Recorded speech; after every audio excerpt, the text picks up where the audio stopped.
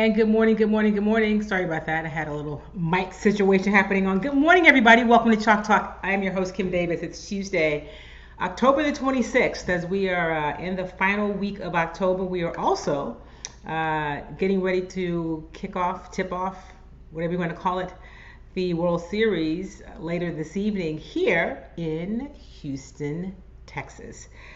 At the Juice Box, Minute Maid Park, it's the Houston Astros and the Atlanta Braves. So we're going to get into that, right? We're going to talk about some World Series. We're going to talk about the matchup. We're going to talk about Dusty Baker today, and I'm really excited that to have a guest joining me who I've followed his work. He's a sports journalist. He's a justice journalist, and does really good work. We've had some conversations really on Twitter. I've never met him in person, but I'm looking forward to him joining the show today. I think you will enjoy an interview, hearing from him as well. So Chuck Modiano is going to join us. And good morning, Sylvia. Welcome to Chalk Talk. Welcome, everybody. Hey, Jules Moore. Good morning. There's no Mrs. It's just Kim. How's that, my friend? How are you? So much to talk about. We are going to get into all of these things today. We're also going to talk a little bit about the Texans. It's not good stuff happening over there, but we'll let you hear from the head coach, David Culley. And many of you have inboxed me asking about what's happening with the potential of a Deshaun Watson trade. I'll tell you what I know, which is what I think most people know, is that they don't really know. So we'll see what happens. The trade deadline is November 7th, so perhaps that is re-energize conversations about where he may go. And I know many of you are still holding on to hope that he would play with this Houston Texans team, and as I said all along, that was just not going to happen. And ultimately it's probably the best thing for him and his career, because I just don't know where this organization in terms of the Houston Texans is really headed. So we'll talk about all of that as well. And I'm going to let you hear from Dusty Baker. There's been a lot of conversation about Dusty Baker and how his value, if you will, as a manager. And really, he said something when we visited on, I don't know, either after game 6 or over the weekend. My days are kind of starting to run together. But he talked about how, there's been a lot of commentary about his career and his managerial decisions, and they have not all been complimentary. And here's one of the other things he said. He said, when they're talking about the work and the way that African Americans are managing, they don't often talk about them from an intellectual perspective. I mean, I have to, if you guys, mostly you guys who follow me are in the Houston area. Some of you are from other parts of the country. I am obviously based in Houston, and I listen to some of the sports talk radio, and it's difficult, which is why I only listen to some, because it's just, some of it's not very good, and some of it is not very diverse. And I don't mean just in having having some black people on the show or having women. I'm talking about diverse in terms of thought and mindset and experiences. And it's hard for me to listen to sometimes. Let me tell you guys this before Chuck joins us. I really, really struggle with listening to, we'll call them colleagues, who are always going in on say a Dusty Baker and the decisions that he makes, questioning everything, like he doesn't know what he's doing. And I'm just like, really? I mean, I've covered sports a long time, and I know a fair amount, but I'm not a coach, right? I haven't played at this level. It doesn't mean that I can't have some critique about it or have some understanding, but I just think it's so short-sighted that to question every move, somebody with the body of work that Dusty Baker has, to question every move he makes, I think it's ridiculous. I really do. I think he has earned the right to make a move and not immediately have everybody on Twitter running him out of town. I'll give you just one brief example, and we're going to move on. I'm going to let you hear from Dusty, and I am going to let you hear from David Culley, head coach of the Houston Texans. In the White Sox series, it's the fourth inning. Lance McCullers is pitching really well. David Culley goes in and pulls him, pulls him out. Oh my gosh, the Twitter world went wild. What is he doing? Typical Dusty, blah blah blah. He doesn't know what he's doing. Oh my God, he's gonna go give you Yimi Garcia, the whole thing, right? So then later you find out, because Lance was pitching really well, Lance asked to be pulled out because he had some tightness in his forearm. And the reason that Dusty went to Yimi Garcia first is because he warms up the quickest. And since they didn't have anybody throwing in the bullpen, because you're not planning to pull Lance McCullers because he's pitching really well, he's in the fourth inning, so you have to go to the guy who can get ready the quickest. So he put in Yimi Garcia. It worked out, right? But I'm just saying, I see those kind of comments all of the time, right? I'm sitting there with those guys in the press boxes, and I'm like, that's what you saw?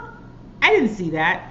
Anyway, Dusty Baker, in true Dusty Baker form, he handles it. He knows what it is, and he does what he does. And so there are people around the baseball world, around the city, and even in other parts of the country where everybody else hates the Astros, there are people who do like Dusty Baker, and they like to see this team win one for Dusty, and of course win one for themselves, but to really win one from Dusty. And I had some conversations with a guy that I actually met on Twitter. I followed his work, and we started talking about Dusty. He's written about Dusty. I posted the article previously. I'm going to repost it today if you haven't read it.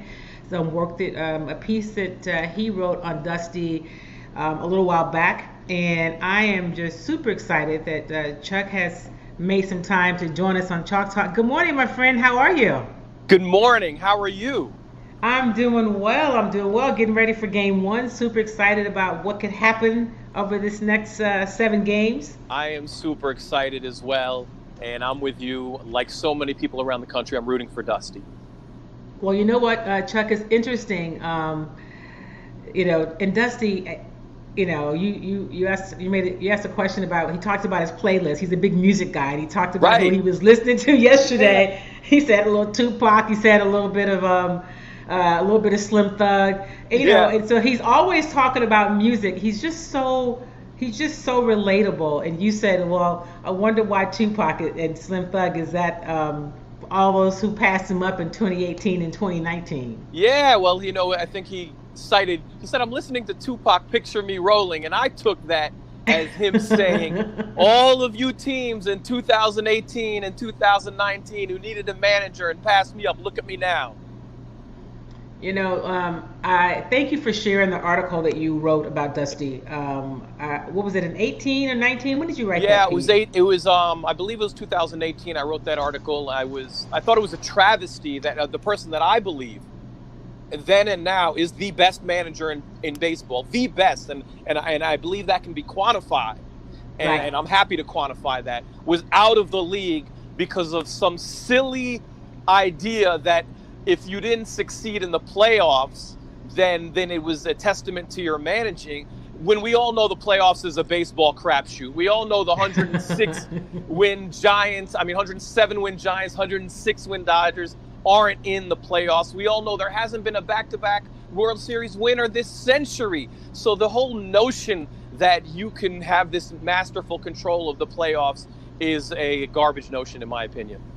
And I think one of the things, Chuck, too, that people tend to forget about is injury, luck. Dusty talked about it. Sometimes it's luck. Sometimes stuff just kind of happens that you have no control over, right? You don't have any control over it. We talk about, if you look at just this Astros postseason and you saw what happened in the Red Sox in a couple games where the Red Sox were basically having batting practice.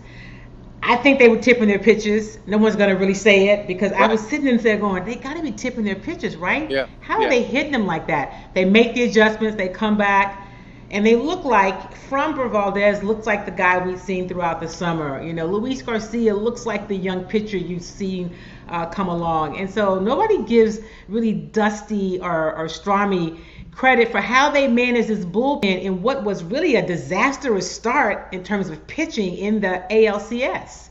Yeah, well, I think the marriage between Dusty Baker and Brent Strom, you are taking the very best bullpen magician. I've called Dusty Baker a bullpen magician. And then you take the very best pitching coach and you're putting these people together. And when I say Dusty is a bullpen magician, I am talking about his entire career.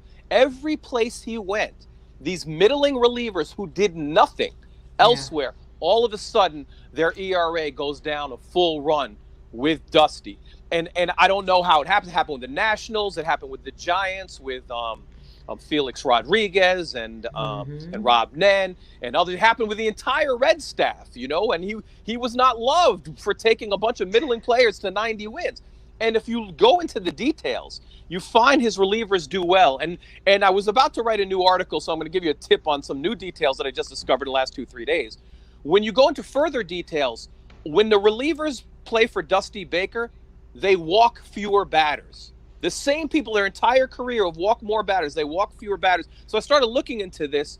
And, what do you make of something like that? Does he pull them when he sees them that they're a little wild? Does he notice them in the bullpen that they're a little wild that day and doesn't put them out there? Is he noticing when to put someone in, when not to put someone in, because you have such control over a bullpen? So when you're talking about Dusty, I believe we're talking about an unrecognized genius that over 20 years shows over and over again he gets more out of the same players, other people get less. I think you make a great point. I mean, I even look at just with this Astros roster, right? I mean, and I think it was you who tweeted something last week that was really funny. It's like the owner says, "Hey, Dusty, come manage our team." And Dusty's like, "Yeah, sure." Yeah. Then he's like, "Oh, wait, you don't have Garrett Cole. Verlander's, he's hurt. Yeah. You lose George Springer." I mean, you go on and on and on. By the way, can you get us to the playoffs? I don't think people, Chuck, I know you won't find this hard to believe, but I'm sitting there doing interviews the past few days, and people still really want to talk about Jeff Luna, which I get because he built this team in terms of the farm system and what they did with these young pitchers from Latin America.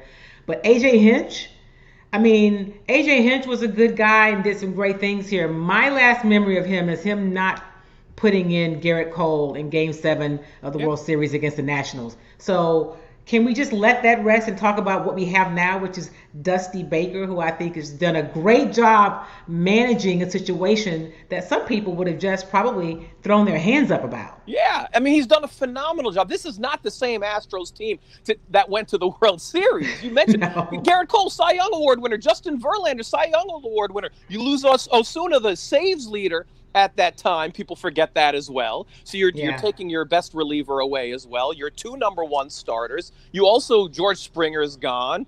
Dusty, go work some magic. They bring Dusty in to clean up, because Dusty is loved, to clean up this mess. They didn't think he was actually going to have the run he did last year and then go to the World Series this year. It is nothing short of phenomenal. And when we go back to his record with pitching and young pitchers, and the Luis Garcia and the Framber Valdez, and we look a couple of years ago how wild Valdez was, okay? He was, again, he was wild. He was walking a lot of people. Once again, magically, Dusty is around, and now his control is better. This is a theme that has happened so often that we have to say, this is the best young manager of pitchers that we've ever seen.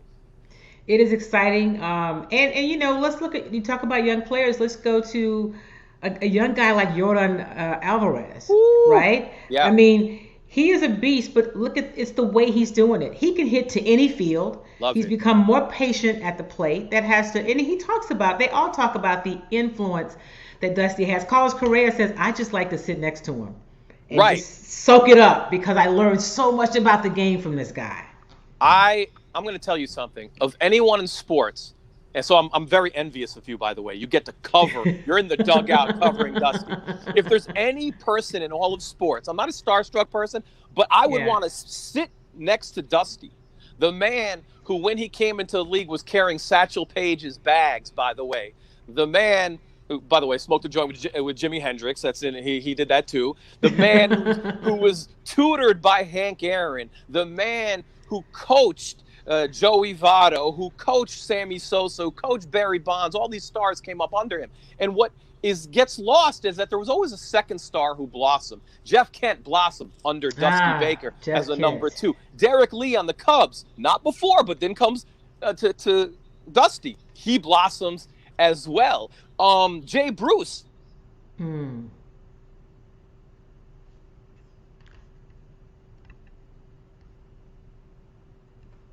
In the Reds, blossoms as well. So there's always this extra person. Many young players on the Astros, both pitchers and hitters. I'd want Dusty to be my manager. I'd want to sit next to him. I'd want to soak everything up, and I would want to learn. I'm talking to Chuck Modiano, who is a great follow on Twitter. His Twitter handle is on the screen. You should follow him. Writes great information, has a really cool perspective about a lot of different stuff. We're talking about Dusty. We connected about Dusty and the Houston Astros. Chuck, who are you picking in this series? Do you do that? I have to pick the Astros, and I'm emotional about it, so I'm not even going to lie. I'm rooting for them. Mm-hmm. I've always felt that the Astros went in with the least experienced pitching staff than every other team. So even to get this far is amazing. With these young pitchers who just a couple of years ago were like in the minor leagues or were wild. It's truly amazing on what he's done. And now he has to do it without Lance McCullers last series and this series. But I would be remiss, and I know you agree with me on this, if we didn't talk about what I see on Twitter as the greatest criticism of starting Maldi over and over and over. I don't think these people understand baseball. They don't get it. They don't get it. It's not about his defense, right? His defense is good, right? When they caught the throw out in the last game. But it is about, if you listen to the player, it is about him basically bringing, especially these young pitchers, bringing them along behind the plate. He can't do that from the dugout. He cannot. He cannot. He can't. That's another coach on the field. And when I started to read articles, because I had to question myself, why are you starting this 172 hitter? It's a fair question. Right. And when you ask that fair question, say, well, we'll do a little research. So I started doing research, what you already know far better than me, because you talk to coaches all the time. And they talked about him like he's an MVP. They say he studies for hours before every game. He scouts other teams. He knows every batter's weaknesses and he knows, should the pitch go outside and low? Should it go up or inside? This is the man behind the plate when you're talking about Luis Garcia, when you're talking about a young pitcher like Framber Valdez. We're also talking about Maldonado in every one of those discussions. And would I sacrifice a couple of at-bats to have that kind of command and a coach on the field call a perfect game? Yes, I would. And Dusty is doing the right thing. And Twitter needs to really dial it back and understand what's happening. They don't know. They're fans. And you know what? I'm in a market. I'm a native Houstonian. I've worked around the country. I love my city. But our sports radio in this market is woefully lacking, which is why I do my own thing, right? Because the conversations they have, I see them at the ballpark. I'm like, really? That's what you got from that? I mean, like, do you know enough about the game? I mean, they are so... Anyway, so enough about them. You're picking the Astros. Let me ask you something. So you're one of the people who follows a sport but doesn't still think the Astros are the worst group of human beings on the face of the earth because of what happened in 2017. I don't. And my own wife gives me crap about it. You have no morals. Why are you rooting for the Astros? Even Dusty Baker. I know history. Right. Baseball is about cheating. Cheating's been going on since like the beginning of baseball. 1951, the famous Bobby Thompson home run. They got that pitch tipped. I'm not saying it's okay. I'm not saying anything like that. What happened is the Astros cheated a little bit better at a little more sophisticated level than anyone else. But the reason there was immunity for the Astros players, there's a really good reason. There were stories coming out, Tony La Russa and other people talking about, if you only knew all the stories of cheating that have been going on over the years, and that story had the potential to blow the lid off of all these stories, you'd have to know that baseball was a whole scandal in and of itself going back decades, and baseball couldn't expose that. So are we going to ostracize the Astros as like the first group to cheat in the history of baseball? No, they just did it a little bit better until they got caught. That's the reality. And if you're a baseball historian, you know this. And the other thing, there's an A's pitcher, his name escapes me right now, who was, I saw a YouTube interview he did with a reporter recently, and he said, listen, yeah, the Astros, they were wrong, but they weren't the only ones. They're the ones that baseball, he said baseball used the Astros as a guinea pig to clean it up, right? Right. So here's what I say. If I'm on a highway and I'm speeding and you're speeding and I get a ticket, I can't say, well, Chuck was speeding too. I got to take my ticket. The Astros took their ticket. Let that go, man. That was 2017. These guys, 5 straight years to the ALCS. Like Big Papi says, that ain't easy. No. And they're back there now without their aces. So something is going on, right? There's something special about the veterans in that lineup that is quite beautiful. I think this is the most exciting Astro team yet, because you don't have those aces at the front end of the staff where you could say, oh, yeah. Give me Verlander, give me Cole, I can do this too, give me... even Greinke, who is not the Greinke he was a few years ago, right? He's not the same guy. He's not the same guy, so we'll see what they do. So you're pulling for the Astros. I'm not really a big, how many games, but I say 6. I just really don't want a game 7. I don't. I just like to let them get it done at 6. Let's be done. I don't. We want to cap Dusty's incredible career off with this victory. Unfortunately, World Series victories are used as a measuring stick. They shouldn't be, but because they are, I think this would be incredible validation for what should have already been validation. It should have already been. And he's talked a lot, Chuck, about his relationship with Hank Aaron, how this series is going to be special. Just in this year, going back to Atlanta, spending time with his wife. Just, he's none of that is lost on him. So this is going to be quite a time for this Astros and Braves series. I want to jump a little bit from baseball, because I know you have such great range to football. I know on your Twitter. On your Twitter, a little bio, you always say, and by the way, Cap still doesn't have a job, So we have a situation, not the same, right, here in Houston with a young quarterback who has come under a lot of allegations, right? And I say allegations because that's what they are, right? About his future and where he will end up. I said this early in the year. I said this before any of the stuff broke about all these civil lawsuits. I said the Houston Texans don't want Lamar, don't want Deshaun Watson. And they were people were like, oh my gosh, how could you say that? I said, because I listened to the press conference when they hired Nick Caserio. Deshaun had come out in a very cryptic kind of way, which I don't necessarily agree with, and said he wanted to be traded.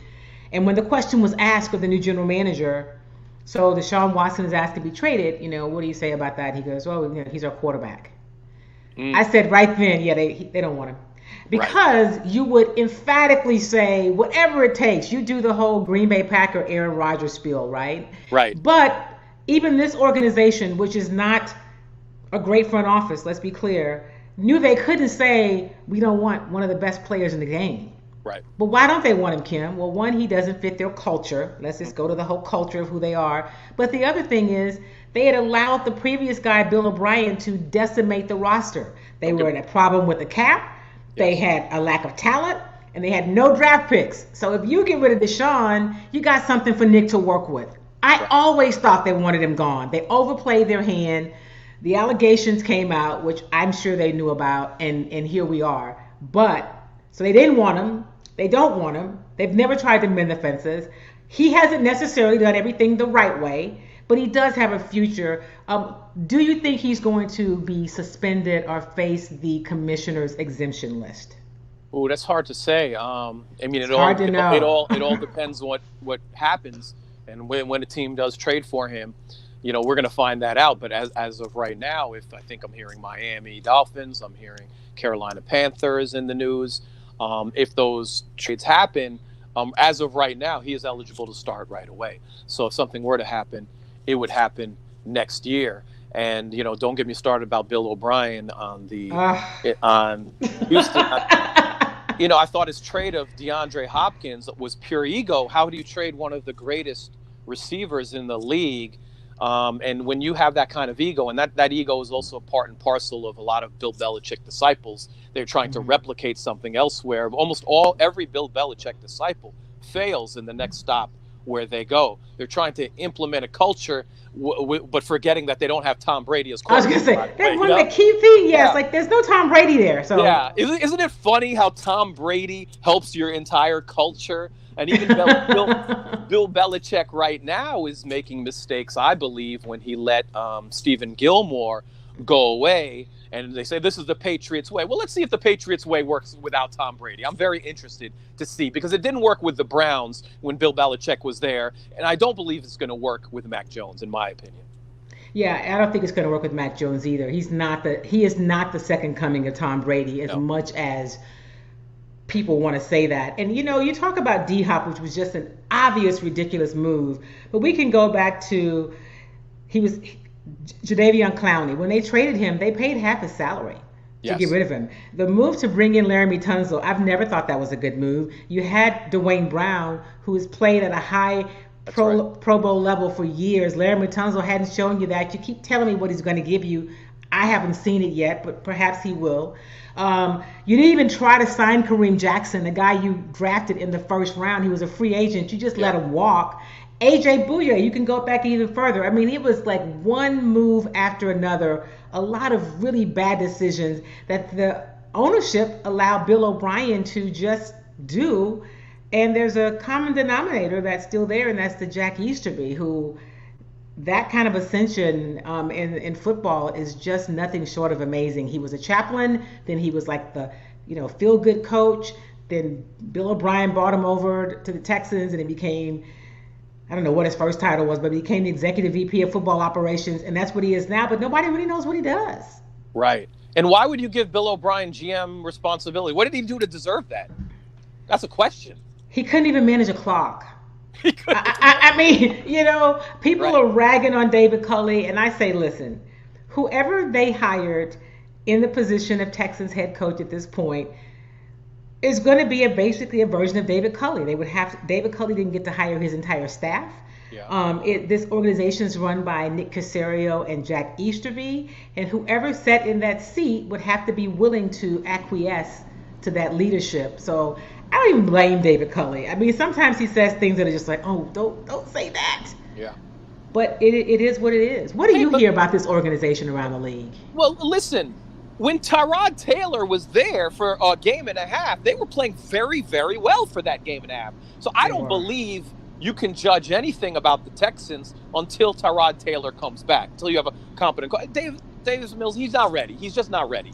Whether he will ever be ready or not, I'll let other people decide who watch more closely. But right now, he is absolutely not ready. So to judge the Texans with him is ridiculous, in my opinion. But I would like to see when Tyrod comes back, how they do. And I think that's a much fairer measure. They had a defense with a ton of holes in it.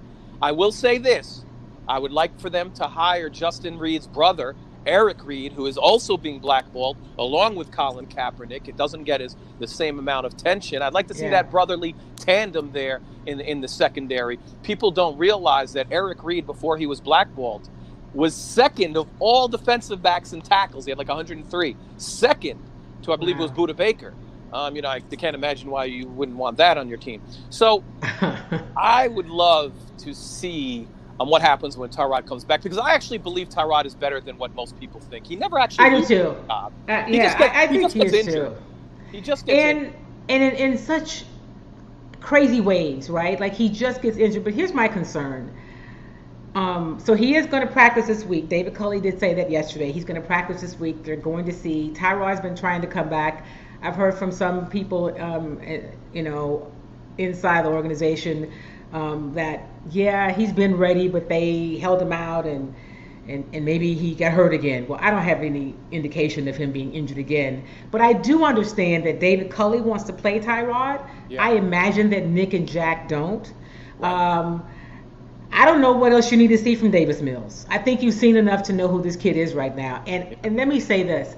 I am one of the people who does not believe tanking works in football. It never works. You Yeah. don't build a winning organization by tanking. Okay, so now you finish last. Now what do? You still have to build. It's not like basketball where one or two Yeah. players can change the trajectory of your Right. organization. So that's a bad idea. Get Tyrod back. Try to start winning some games. But I don't know what they're going to do. We'll see. Yeah. And they were using Tyrod correctly. You know, when Tyrod is used correctly, some of his early days in Buffalo, he was used correctly because he's a dual threat. And people forget how good he is as a dual threat. And even his last year in Buffalo, they were stopped running him. And so I think you have to use him in that way. And he didn't lose his job in Buffalo. He didn't lose his job in Cleveland. He didn't lose his job with the Chargers. He's maybe one of the most unlucky quarterbacks in history. Just gets injured, and then the guy after him is either a number one pick or I can't be mad at after Herbert, his performance. So I can't be mad, but I would like to see him get support with real receivers, because him and Sammy Watkins made magic back in Buffalo, and him and Brandon Cooks in that game and a half were making some magic. So give this man some real receivers and let's see what he's got. I think they should definitely do that. I also think in terms of the running game for this organization, since they say that they're a run-first team, listen, put in the kid Scotty Phillips, right? You say we saw him in camp, we saw him in preseason. You say you want to see what the young guys are doing. I keep asking Dave, so why not see what these young running backs have? I mean, Philip Lindsay has not been really impressive. David Johnson gives you a play here or there. Yeah. You know what who Mark Ingram is. Play Scotty Phillips. I just don't even think it is what they. Yeah. I think they don't really have a clear idea of what's happening. I don't know what to say. I think you are correct. When Tyrod comes back, what I think is you'll see Ingram play even better, because he has an effect on the running back, and he had that in Buffalo as well. Any dual threat quarterback, when you're running, the options is they don't know where you're going. You know, I look at, and this is an unfair comparison because it's Lamar Jackson and he's special in his own right. Right. But I really watch videotape and I replay back videotape. I'm out here in D.C. I get to see all the Baltimore games. And a lot of times a no-name running back will run for a touchdown. And I will look at the linebacker who's running towards Lamar, who could have made the tackle, but he took 2 steps towards Lamar, and that running back goes through a hole and scores a touchdown. And a lot of times, now Lamar is not going to get any credit for that, but a lot of times with dual threat quarterbacks, you make the running back better, and you make the receivers better because they're coming, the defense is pulling up on you, and you're having this team effect. And Tyrod, to a much lesser degree, has that effect on running backs as well. Well, you mentioned Eric. Eric Reed. I know that Justin would love to have his brother playing with him. I think he still has some football left, but we also know that this organization would never bring in Eric Reed. Yes. He has a mind of his own, and he's strong-willed, and they're not going to bring anybody in like that, you know. Right. And they may tolerate you if you're here now, just don't really show us that side of you. So unfortunately, I think that's the thing that would keep them from signing him, because it's not just about football with this organization. So you mentioned DC, and I've been watching you follow what's happening at Howard University. I've got to get your thoughts about that and update, because I know that you, like me, cover more than just sports. And so your thoughts about what's happening at Howard University and how do you think this thing is going to get resolved? It's a good question. A couple of weeks ago, local DC organizers and Howard University students say, hey, can you come down and cover this? So I came down and covered. I cover a lot of protests in DC over the last few years, and the students were saying, hey, we have mold in our dorms. This is not good. And we've tried every single formal measure to communicate with administration, and we're getting what they call the Howard runaround. You hear that a lot. And now they've been intense about 2 weeks. Now we're on 2 weeks right now. They've been intense outside to get this mold, to get this housing crisis that's happening in D.C. Solved. There are many layers to it. There's slumlordy housing contractors that are involved. There's a housing crisis in D.C. and gentrification that impacts it. And D.C. is much more dense than a place like Houston as well. I think, and I was at a press conference yesterday, that the Howard students are steadfast. They are not going to leave. There are about 50 tents outside of the Blackburn building, which they're occupying. There are a number of people inside the Blackburn building that you're occupying. And the heavy-handed response by administration for what I believe and what protesters believe are very reasonable demands. These aren't like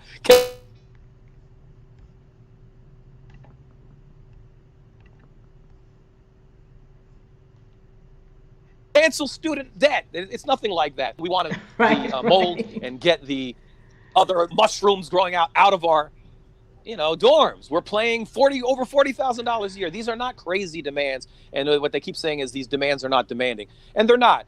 So I think it ends one of two ways. If it's outdoors, it'll go on a few more weeks until when November hits and the cold weather tends to end outdoor occupations, which may continue indoors. But I would hope that there would just be a reasonable meeting, and that there would just be a meeting with the administration, with the students, because they're very reasonable. I'm talking to Chuck Modiano. He is a journalist. I like how you call yourself a justice journalist, youth advocate, sports writer. You cover it all. And so I love that, because I talk about sports, but I also say that sports is a microcosm of society, right? So if it's happening there, it's just a piece of what's happening in the rest of the world, which is why I think people are so drawn to it. It's one of the things that I like about it beyond the X's and the O's. Yeah. You mentioned covering protests. I know you covered a lot of what was happening in the streets following the murder of George Floyd. Sure. Were you in D.C. in Lafayette Square when that all went down last summer with the tear gas? I don't remember. Oh, yeah. I mean, I've been in. People have no idea what's happened in D.C. There was tear gas on maybe 14 different nights. Okay, that's what people know about. A couple of instances that made the news, but what happened is post George Floyd, the MPD, local MPD, that's the DC Metropolitan Police, were deploying tear gas, but they were doing it after midnight. They were doing it at 2 and 3 in the morning when a number of protesters, a couple of hundred, were sleeping in tents in Black Lives Matter Plaza.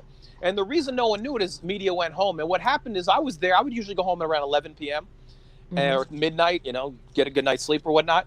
And I had protesters call me out. You media need to stop going home at midnight. They're brutalizing us at 2 in the morning. They know you're not here. This is when they're doing it. And a couple of individuals got some damning videos of the police attacking food supporters who were there. Because if you attack food supporters, you actually kill the movement. Everyone's relying on them. You never had to pay for water. You never had to pay for food. This is going on a month and a half.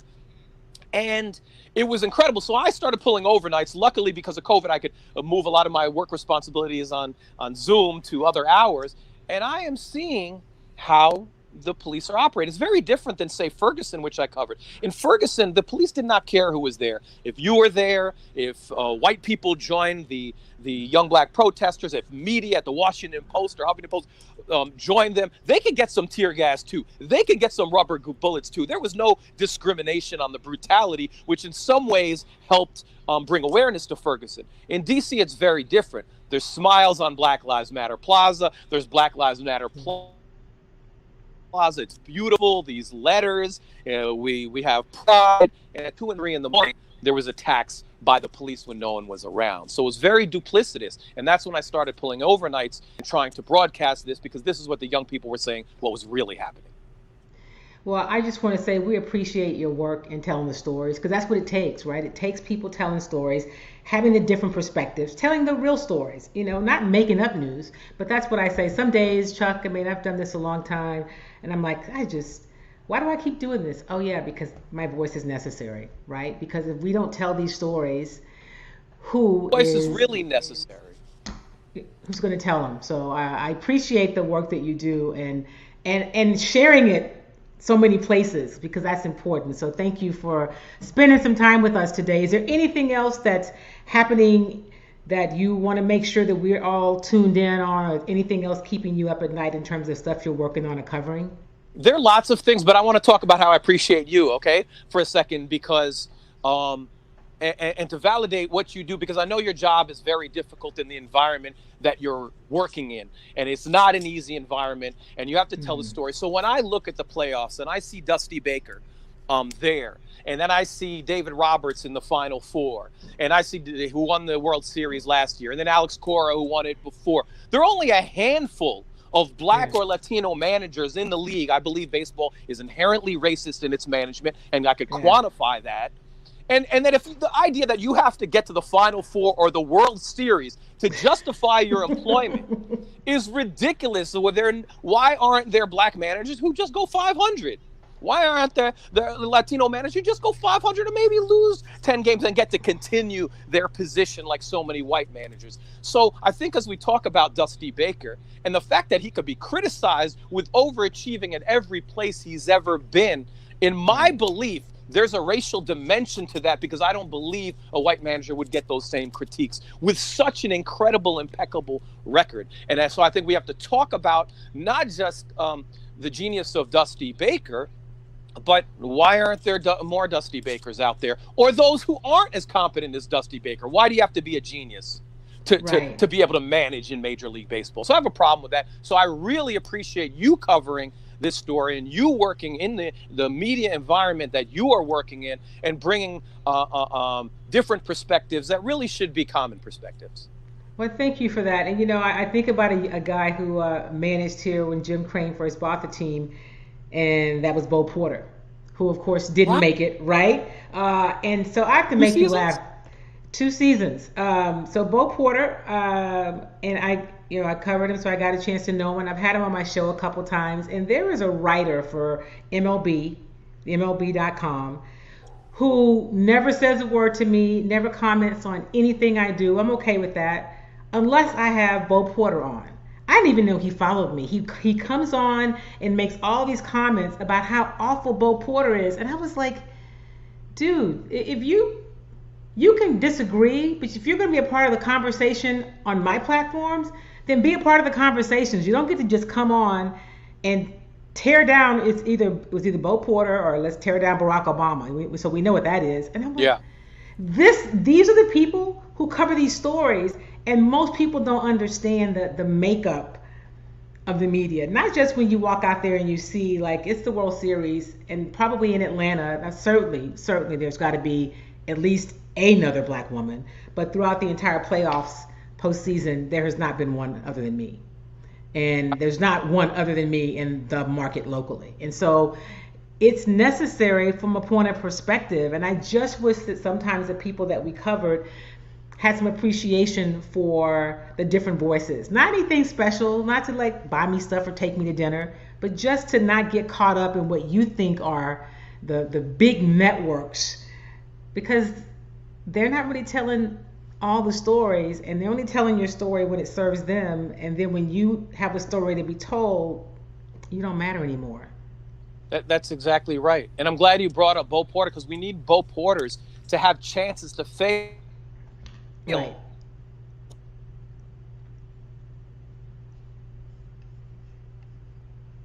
Latino managed to fail before becoming great. Before Bruce Bochy won 3 titles, he lost year after year after year after year. He failed year after year after year. Joe Torre lost for like 16 years straight before he went to the Yankees. There can never be a black Joe Torre. You have to be Dusty Baker, win over 100 games in your first year with the Giants. Take the Cubs out of the doldrums into the playoffs.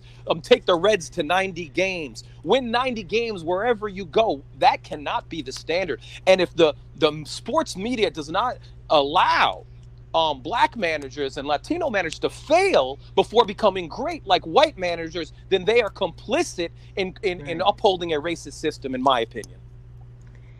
Well said. I could not have said it better. Thank you, my friend. We'll have to do this again. The audience loves you. I appreciate it.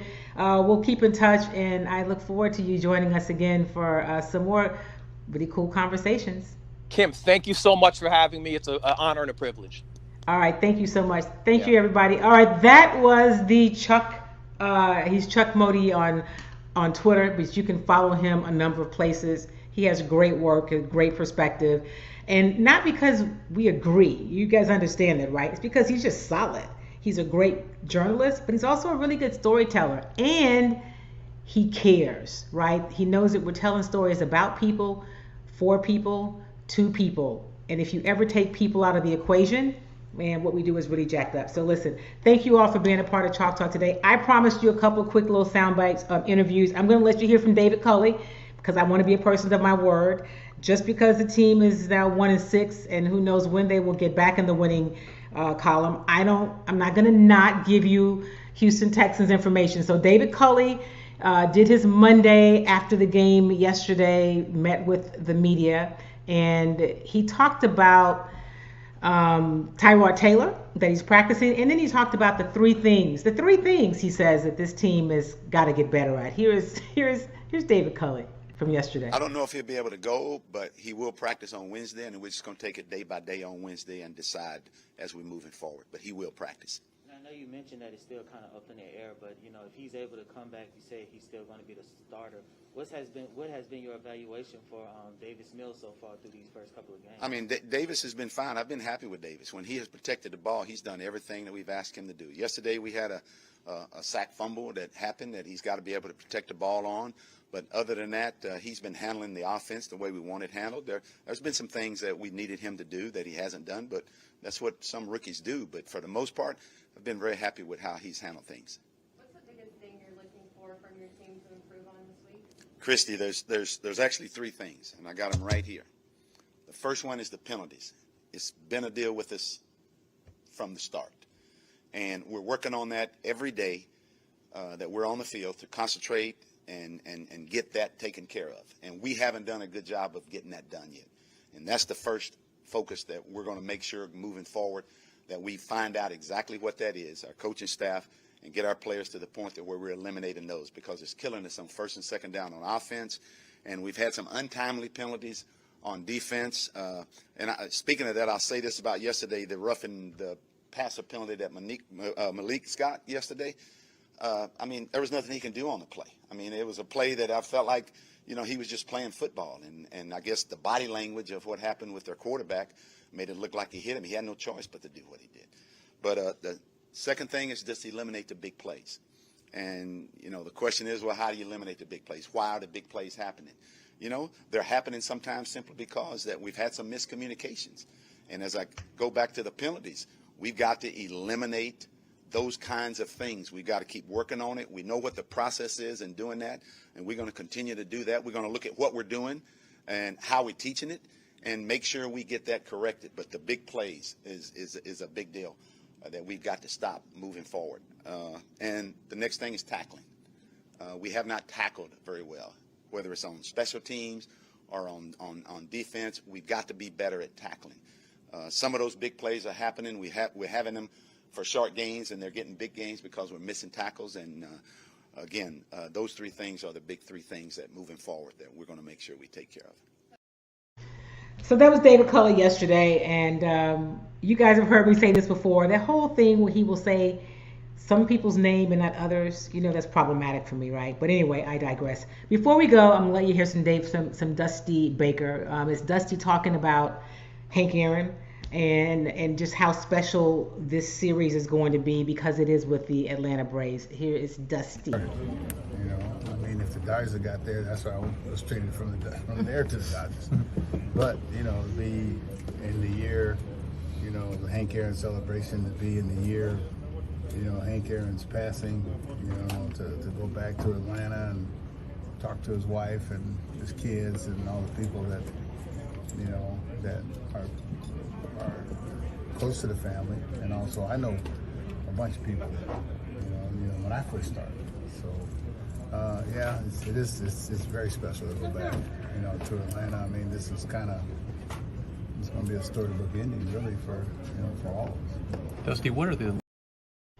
And then one last thing, Dusty was asked, what is it that he learned most, or what did he learn from Hank Aaron? And here's Dusty talking a little bit about that. About being a man, helping people, being as honest as possible. Much of the same lessons that my dad taught me. About just life being a proud African American, but not wearing that on your sleeve because it's already on your face. You know what I mean? So, he taught me a lot of life lessons. I mean, big time. And I don't know why, he chose me because I might not have been his favorite, but I was one of them. You know what I mean? So, he really taught me discipline. This guy's the most disciplined guy, hard-working guy, highest concentration level guy that I've ever met. Dusty, hear from any. That was Dusty Baker talking about Hank Aaron. He said he taught him about being a man, being a proud African American, not having to wear it on your sleeve because you wear it on your face. I love that. Anyway, you'll hear more from Dusty Baker later today as we get ready and head up to the first pitch tonight at about 7:07 or 7:09, whatever the time is, at Minute Maid Park. The Framber Valdez is getting the start tonight for the Houston Astros. Game 1 in the juice box. Make sure you follow me on Twitter. I'll have updates, pregame updates, and also some updates throughout the game. So listen, thank you guys as always for being a part of Chalk Talk, being a part of the tribe, being a part of the family. Make sure you share this show on whichever platform you are watching it or listening to it. Share it with your audience so that we can continue to build the tribe. All right. Thank you for showing up. I appreciate it. And listen, if you have not been vaccinated, get the vaccine, right? Make sure you're practicing social distancing. Wear your mask and wash your hands, people. Keep some hand sanitizer with you. Do all of that. Remember, do something kind for yourself and do something kind for somebody else. I'll see you next Tuesday on Beyond the Headlines and all on the platform until then. Have a great week, everybody. Go Astros.